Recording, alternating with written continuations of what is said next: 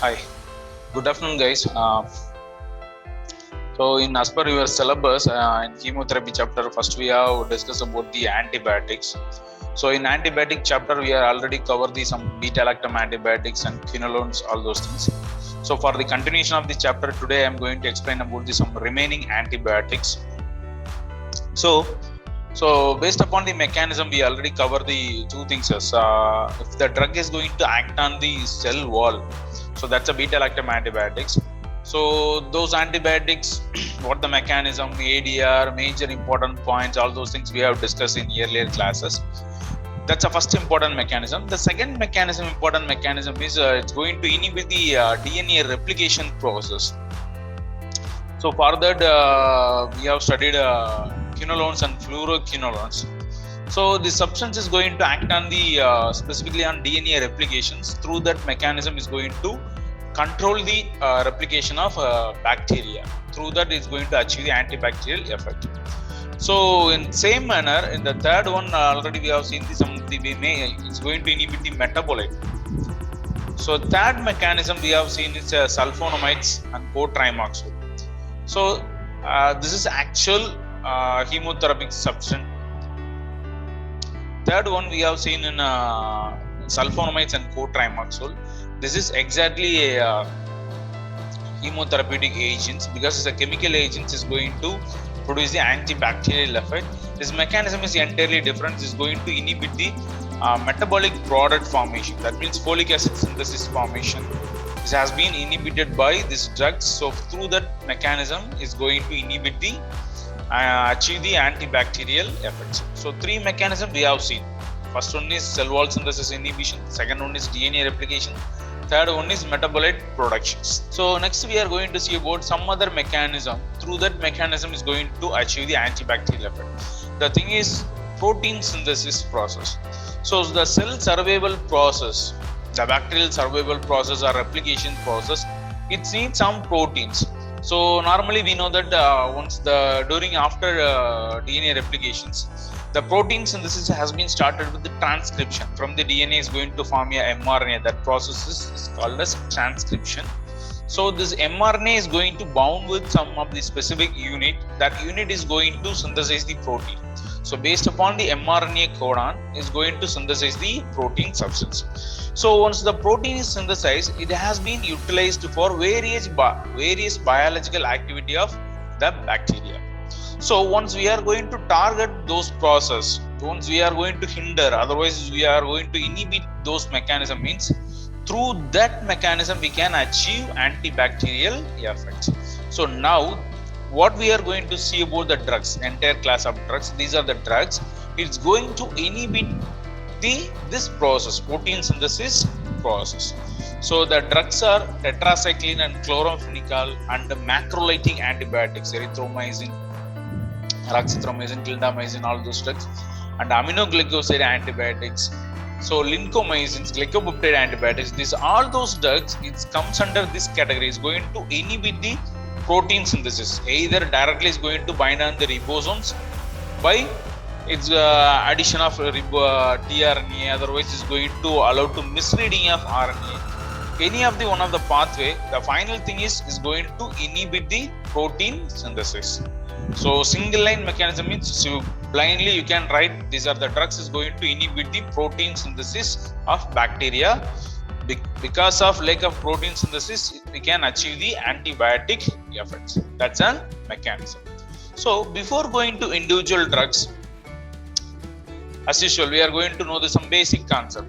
So as I said earlier, this is the overall mechanism. Through that mechanism, we can achieve the antibacterial effect. So out of 5 mechanisms, we have already seen 2 mechanisms. Cell wall synthesis, penicillin, cephalosporin, beta-lactam antibiotics we have seen is going to inhibit the cell wall synthesis. The second one is we are going to inhibit the DNA replication, quinolones, fluoroquinolones. These are the drugs is going to act on the DNA replication process. The third one is metabolites inhibition, sulfonamides, cotrimoxazole. It's going to inhibit the metabolite formation. That means folic acid formation. The fourth one is weaken the cell membrane. These are those same close resemble with beta-lactam antibiotics. It's just going to weaken the cell membrane. So because of that, the intracellular constants is going to leak out. It's lead to cell death. So the next important mechanism is going to inhibit the protein synthesis. So those things we have seen in this class. Yeah. So what we have seen this class of antibiotics is going to inhibit the bacterial protein synthesis. Okay. So as far as we know that the protein synthesis is started from the transcription process. Simply the protein synthesis process is called as translation. So the mRNA code, the mRNA is generated from the double stranded DNA. So from the DNA it's going to form a single strand mRNA. That's a process called as transcription process. So once this transcription happen, this mRNA has been processed. So the mRNA is coming out from the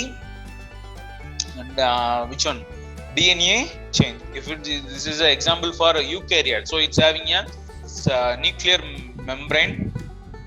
So they are indicate the mRNA is coming out from the nucleus membrane. But in bacteria, it doesn't having a nucleus. So from the DNA chain itself, it's coming to the mRNA. So once the mRNA is coming out, so it's going to bound with the important thing, that's a thing is ribosomes. Actually these ribosomes are, it's a protein synthesis factory. So based upon mRNA is going to produce the protein. So the mRNA is going to bound with the ribosomes. The ribosomes is going to read out the mRNA. So based upon the code, it's going to bound the amino acid sequence. It's become a protein substance. So that's a process. So that's a process called as translation. Then so after translation, it's post-translation control of protein activity. The proteins is going to condense, otherwise is going to convert into the various format. Once it's produced the effect, either the protein is may active or inactive. So it may produce the activity. After that, it is going to degrade into various substances. So this is the overall process.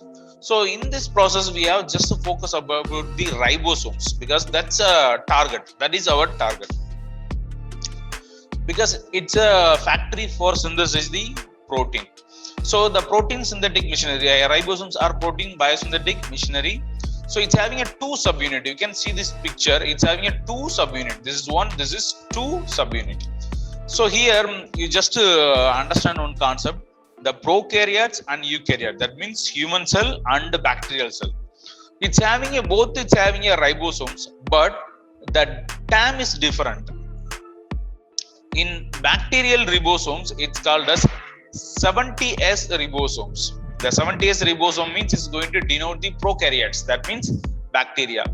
In eukaryotes, human cell or plant cell, it's also having a ribosomes. It's called as 80S ribosomes. So simply the difference is number. 70S ribosomes means it's a prokaryotes. That means it's denote the bacteria. Eukaryotes means human cell means it's a 80S chromosomes. That's a major difference. So here we are going to deal about one and only thing is 70S ribosomes.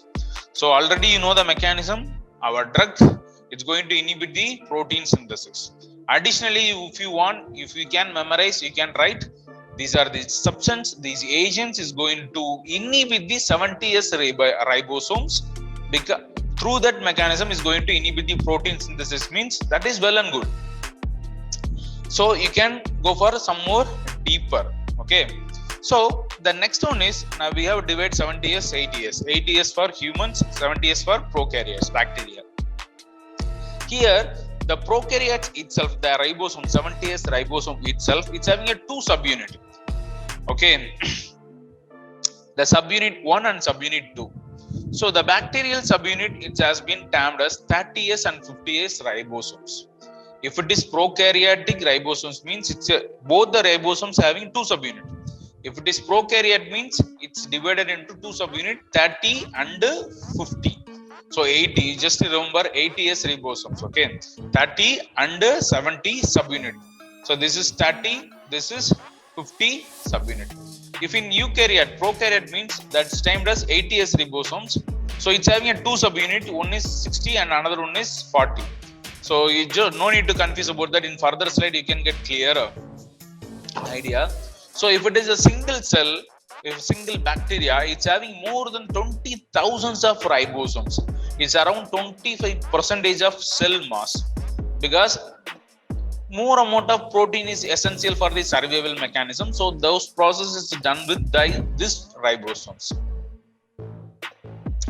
Yeah, next we can go for the detail about the prokaryotic ribosomes.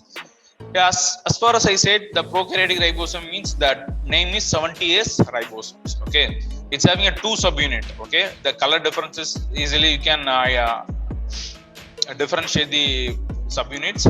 One is 50S ribosomes, another one is 30S ribosomes. So it's having a 2 subunit. 2 subunit is conjoined means it is called as 70S ribosomes. Okay. So in 50S ribosomes, it's having some other parts.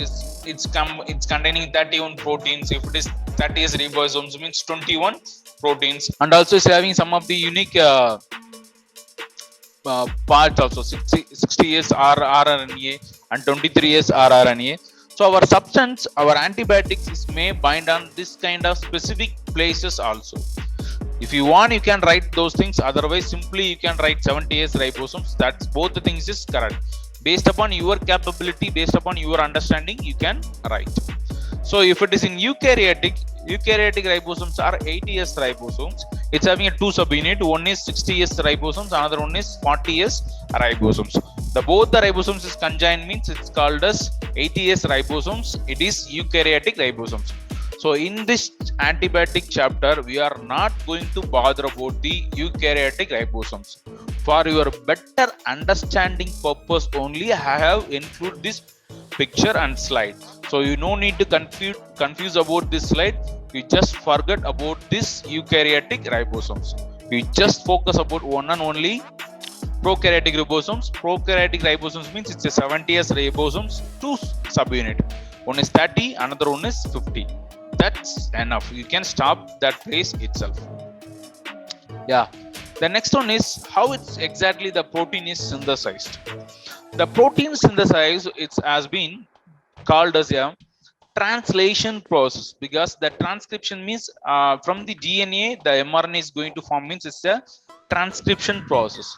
The mRNA is coming out from the DNA. If it is eukaryote means it's coming out from the nucleus membrane. So it's going to bind with the ribosomes. So you just imagine this is a mRNA. The chain is mRNA. So the mRNA is having a unique codon. So you know that it's a base pair, adenine, guanine, cytosine, thymine. Here in mRNA, it's having uracil also, ADGCU. It's also, because in mRNA only uracil is there. So that is a nucleotide, that's a base pair. So that base pair is 3 base pair. It's considered as a codon region. Based upon that codon region, your tRNA, the tRNA is having anticodon region. So based upon codon region, the anticodon region is going to attach. So the tRNA is going to carry the amino acids. So you just imagine this is a RNA. Based upon this sequence, the tRNA is going to bind. During the process is going to donate the amino acids. So one by one, when the tRNA is going to bound, that time is going to donate the one amino acids. So the amino acids also it's sequentially arranged. So how the mechanism, the protein, which kind of amino acids has been decided by based upon this sequence. You can see here this 3 codon region is going to decide which kind of protein is going to bound, because based upon this codon region the tRNA is going to bound. The tRNA is carry the amino acids. So it's everything is a formula. So based upon the mRNA sequence only the protein is going to synthesize. Okay, got it? So simple understanding, the tRNA is having a mRNA is having a lock, tRNA is having a key. It's going to fix. So based upon the correct key is going to bound, open the lock. So it's going to bound. So that time is going to donate something else. So the substance is going to accumulate together. That is become a protein. Okay, that's a concept. So the single amino acid is going to attach together. It's going to form a sequence, polypeptides. So it's become a protein. That's a process. So here the binding side, as far as we know that the ribosomes is having a two subunits. Okay, if it is a prokaryote means 50s and 30s ribosomes. If it is eukaryote means 60s 40s ribosomes. So in top ribosomes, in top part, that means 50s ribosome subunit, it's having a two sides, acceptor side and packing side. So acceptor side means the tRNA is going to bound with the mRNA. The place is called as acceptor site. The tRNA is going to come to the place, it's going to accept. So that's a place is called as A site. The next one is packing site. In that place, the amino acid sequence has been removed. It's going to attach with the existing amino acid chain. So then it's become a linear chain. It's a polypeptide chain. It's become a protein. Okay, that's a process. Why I am going to explain so much complicated concept in here itself before going to the drug? What is a necessity mean? This is the basic concept. Once you can understand, you no need to bother about the mechanisms and drugs classification, because coming out these drugs, either it is macrolytic antibiotics, chloramphenicol, tetracycline, aminoglycosides, individual drugs, whatever it is, the mechanism is simple. It's going to inhibit the either 50s ribosomes or 30s ribosomes. Simply we can write 70s ribosomes. So this is a basic concept. Once you are understand, it's very easy to no need to bother about the mechanisms and all. Okay, we just bother about the which kind of, it's very effective for which kind of strains, what is the ADR, what is the major side effect. You just focus about those extra points, pharmacokinetic and other parameters, clinical usage. Mechanism, you no need to bother about that. This is the mechanism. It's going to inhibit the 70s ribosomes. For entire category, you can write 70s ribosomes means that's right. That's right. If you want more deeper, if you know more concept, you can write either it is 50s or 30s. That is well and good. Yeah. Next, we can go for the individual drugs. Where is this going to exactly is going to bound? Where it is going to exactly act? So you no need to bother about the external concept. You just focus about the center picture. As far as I said, so this is a 70s ribosomes. It's a prokaryotic ribosomes. It's having a two subunit, 50s subunit and 30s subunit. Your mRNA is going to bind with 30s subunit. That's right. The tRNA is going to bound with first coming to acceptor side, then packing side. This is exit side, ABC. Acceptor side, then binding side, then exit side or packing side. So the tRNA is going to bound with the mRNA, so it's going to donate the amino acid sequence. So amino acids are is going to bind, it's becoming a linear chain, so it's growing the polypeptide. Okay, that's a concept, we know that. So here our drugs are is going to act on some different places. Yeah, it's simply we can say it's 70s, it's going to act on 70s. But if you want some more deeper, it's going to bind on different places, it's going to act on different places. So the first we can go for the chloramphenicol. The chloramphenicol, it's going to bind with the 50s ribosomes, that means upper part. 50s subunit is going to inhibit the formation of peptide bond, because in 50s side the amino acids are is going to attach together, it's going to elongate the chain, polypeptide chain. Chloramphenicol drug is going to inhibit those processes, going to inhibit the formation of peptide bond. So the net result is going to inhibit the protein synthesis. Parallelly, in other hand, you can see the tetracyclines. The tetracyclines is going to act on 30s subunit part. So it's going to interfere the attachment of tRNA to mRNA. So as far as we know that the tRNA must be bound with the mRNA, then only the amino acid is going to donate. So chloramphenicol is going to inhibit the peptide formation. In tetracycline, it's going to interfere the attachment itself. Once it's not at all attached means it's not going to donate the amino acids. So the protein synthesis has been block. That's the second mechanism. The third mechanism, streptomycin, that means aminoglycoside antibiotics. This substance is going to allow to misread the mRNA, because we already know that based upon mRNA codon region, the mRNA means 3 regions, 3 nucleotide means it's a codon region. The 3 nucleotide once has been read means based upon this 3 base pair, exactly the tRNA is going to bound, then only the process is going to forward. So these are the drugs, streptomycin, these aminoglycoside antibiotics. What it's going to done? It's going to misread the mRNA. That means it's wrongly read the mRNA means the tRNA is not going to correctly bound. If it is not correctly bound means what's happened? Automatically it's going to the protein synthesis has been blocked. So this is the concept. So apart from that, some other concept also that is macrolytic antibiotics and glycopeptide antibiotics. This all those things is also going to act on the 50S subunit part, is going to inhibit the translation process. Okay, exactly the translocation, the sequence formation of amino acids. So this is the overall wide range of classification. We are not going to for individual drugs. So major your antibiotics, remaining antibiotics are chloramphenicol tetracycline. Chloramphenicol is going to act on the 50S. T for tail, you just remember, is going to bind on the 30S ribosomes. The next major one is aminoglycoside antibiotics is allowed to misreading.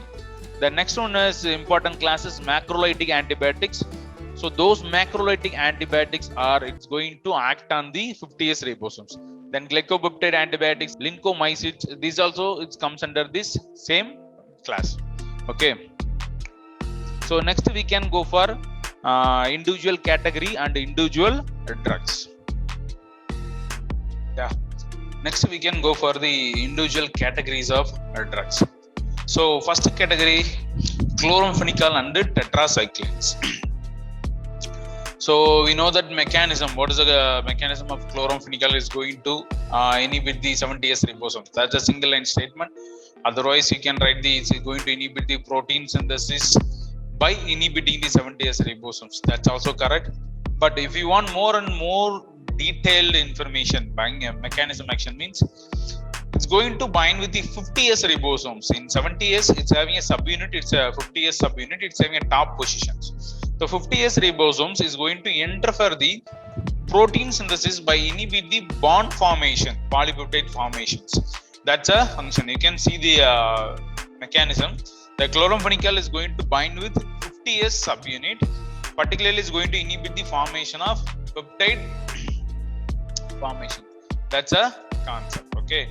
So mechanism is going to inhibit the protein synthesis by inhibit the formation of peptide. Inhibit the.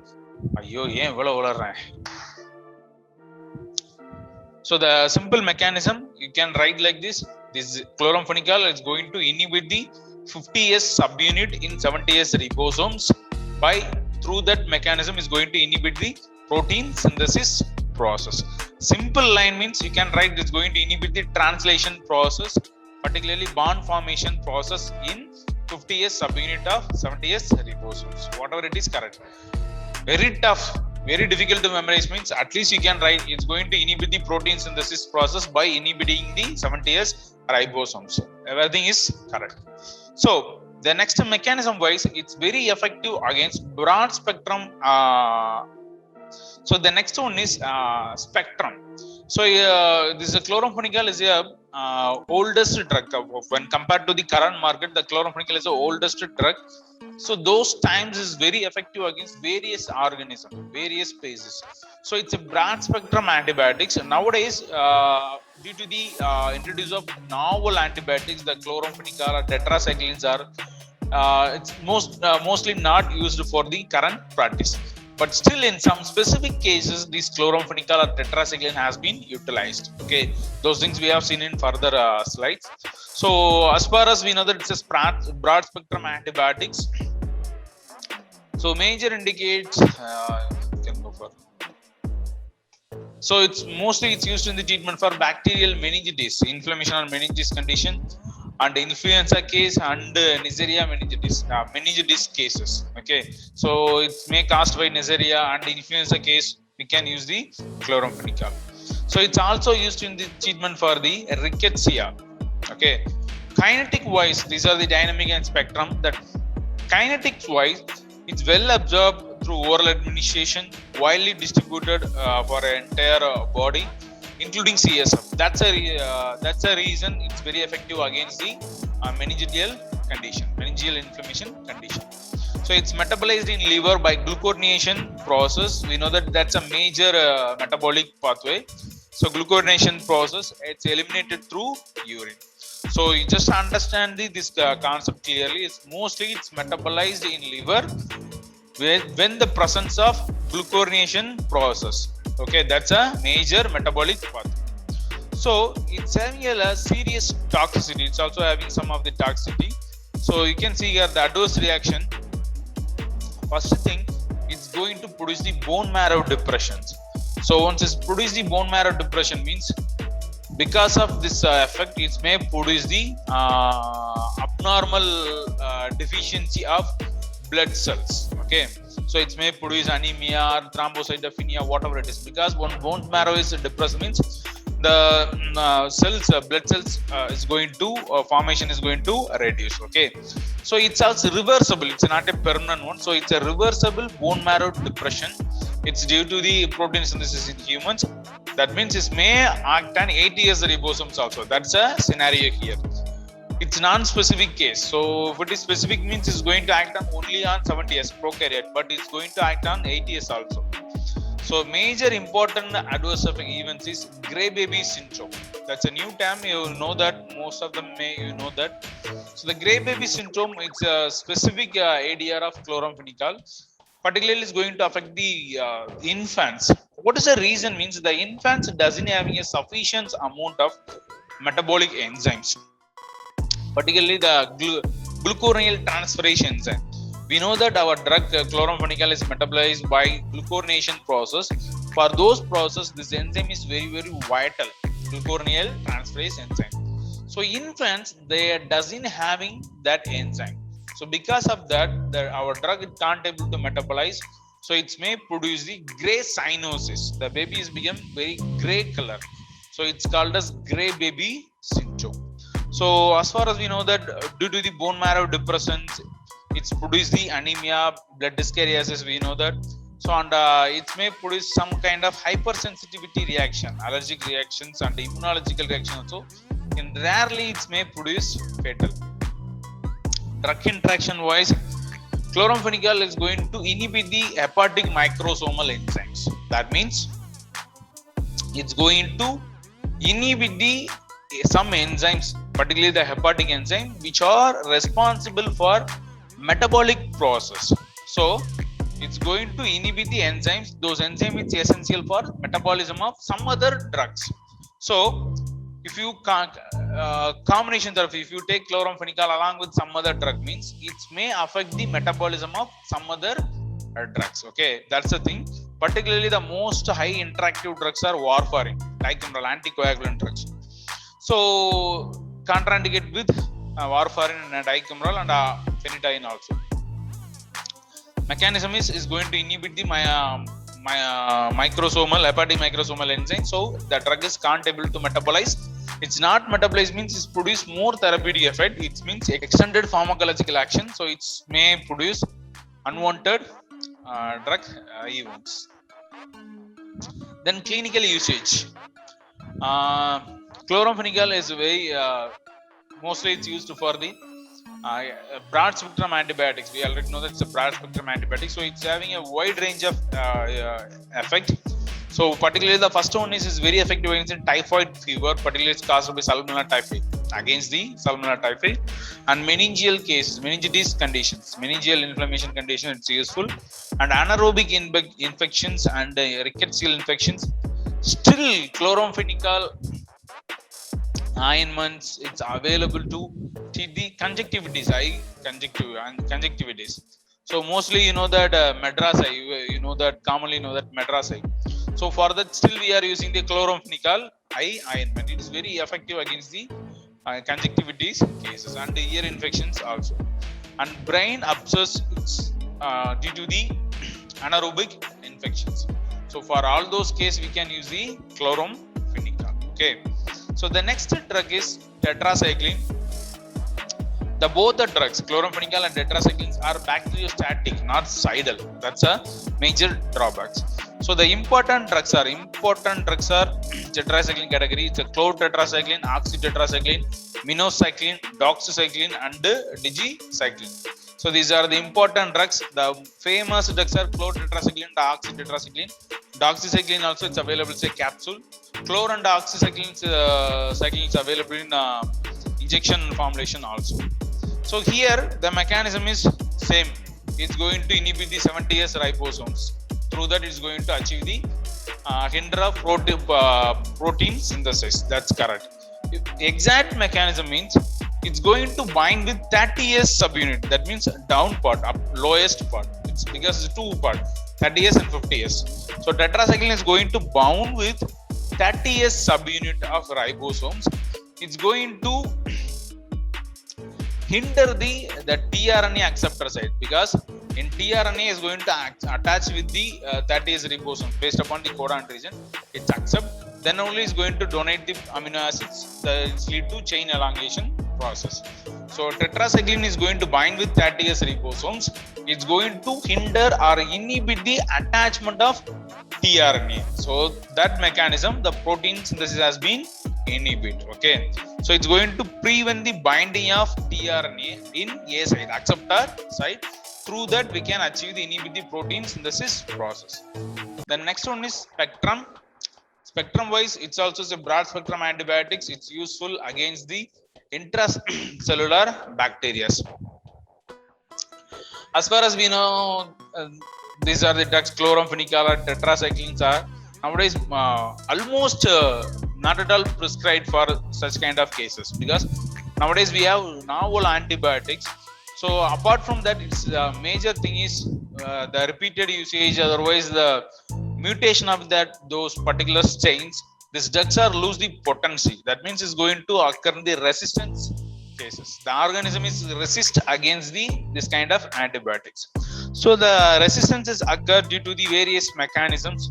The common mechanisms are decrease the uptake. This drug is not at all is going to attack the bacteria, and the efflux. Once the drug is enter into the bacteria is going to efflux the drug in outside the cell. So what happened? The drug can't able to reach the ribosomes part through that mechanism. Then displays, otherwise elaborating the enzymes. So enzymes is going to elaborate or mutate. Cross resistance also is possible. Once the drug is resistance is occur with tetracycline, automatically is resistant against doxycycline. That's called as cross resistance. If it is one in category, in one specific category, any one drugs are resistance happen means the entire category drugs are resist with the organisms. That's called as cross resistance. So the kinetic parameter wise, the tetracycline or oxytetracycline are very short half-lives. So when compared to those drugs, doxycycline is a longer half-life and it's OD. It's once in a day is enough. So these drugs are partially absorbed. It's bind with the heavy metals or divalent. That's a major problem here. These are the tetracycline is going to complex with heavy metal ions, particularly the divalent metal ions, calcium, magnesium, iron. So it's going to bind with those metal ions is going to form a chelate. It's going to make a complex. So the absorption are greatly reduced if taken with the food or milk or antacid or iron tablets.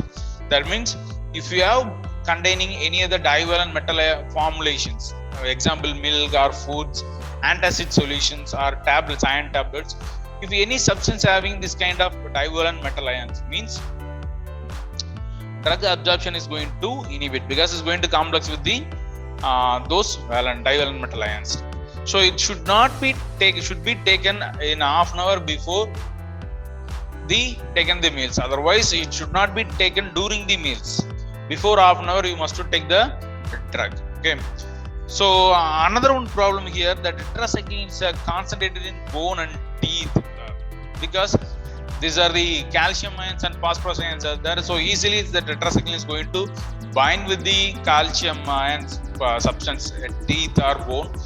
So apart from that, its high amount is going to reach the CSF and urine and prostate gland, excreted through mostly in urine, partially in bile. It's a broad spectrum antibiotics effective against the protease and pseudomonas. As far as I said, the oxytetracyclines are available in injection formulation. So if you are administered through IM, intramuscular injection, it may cause irritations. So once this type of drugs, you can switch over the some other formulation. Example, doxycycline or aminocyclines are available in the capsule format. So you can switch over those this kind of cases. So ADR, so destruction of normal intestinal flora. So that's a common one. So intestinal flora is having a number of beneficial microorganisms. So if you take any antibacterial substance, it may affect the intestinal microbial flora. So it may produce some kind of unwanted effects. So apart from that, we know that it's bind with the divalent metal ions, is going to bind with teeth or bone. So the staining is may chances. If you take the tetracycline capsules or injection, means it's going to bound with the calcium ions. That means teeth and bone. So it's become a staining. And apart from that, it may produce some kind of hepatotoxicity, renal and phototoxicity also has been reported. In long-term therapy, it may produce the anti-anabolic effect. Anabolic effect has been blocked.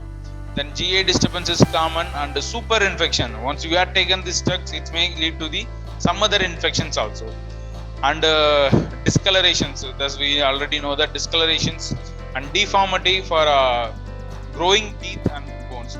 So those who are persons is below 12 years or 14 years, childs, we are not prescribed these drugs because the growing teeth or bones is also going to affect.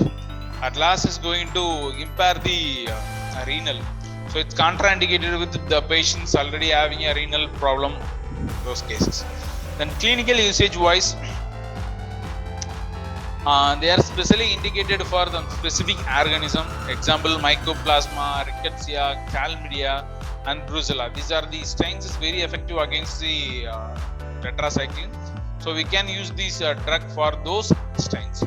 And apart from that, it's used for trachoma, conjunctivitis, pneumonia, STD cases, sexually transmitted disease, and protozoal infections.